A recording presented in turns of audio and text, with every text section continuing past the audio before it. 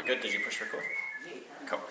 Okay, so what we are learning about today is like solenoids or coils, which is, if we remember back to last time, we learnt about how if we got an electric current that's flowing through a wire, remember that there's magnetic fields that get set up around the wire. We can use our right hand grip rule to, if our thumbs go in the direction of the electric current, our fingers show us the direction that the magnetic field goes around the wire.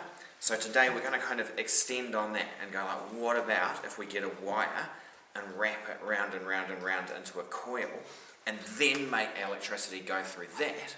What does that do? So this coil here, it's got 450 times someone sat there and wrapped that wire around and around and around the coil, and all we're going to do is connect it up to the power pack here and then use our wee compass to try and have a look at what the magnetic field's doing. So if we switch that on, switch it off, then bring this near to it and switch it on, and we can see, oh, that's straight away lined up. And so what we can see is that compass is really getting pulled strongly into that end, and then if we take it out and move it around, you can see that the compass is changing direction as we go around, and now the other end of the compass is getting pulled into that end. And so what we can see is there's kind of a magnetic field that's coming out of one end of the solenoid, this coil, and going into the other, which is exactly the same if we think back to what a magnet looks like.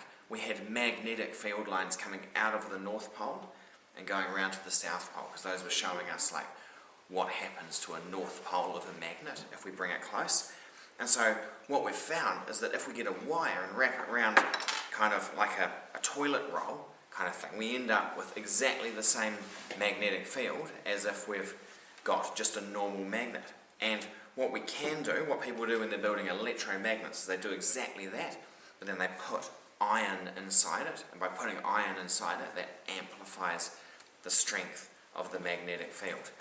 And so what we've got is that on the inside of this coil, the magnetic field lines are really compressed together and they're going through the middle of it, and then on the outside they come out and around and do exactly like what the magnetic field lines on a normal magnet did.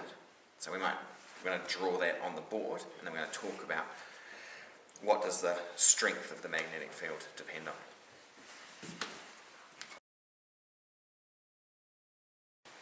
So we're going to use the same rule that we used for when we were doing our current around the loop of wire, but this time what we're going to do, we've got lots of bits of wire going around and around. Our fingers are grabbing on as though they're grabbing onto the solenoid, onto that coil of wire, and they're grabbing on the same direction that the electric current's going, and then our thumb of our right hand points the same direction as the magnetic field lines go inside the solenoid. So what we're seeing is that our magnetic field lines inside the solenoid are going like that.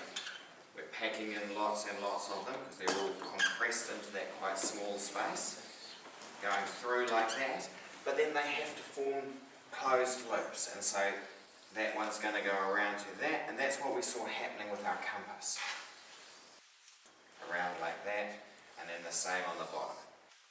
And so what we should be seeing is that the pattern formed by those lines is exactly the same on the outside as what it would be with a normal magnet. And in fact, we know that the north pole of a magnet is where the lines come out of, where the magnetic field lines come out of, and the south pole is where they go into. So we can make an electromagnet by wrapping bits of wire around.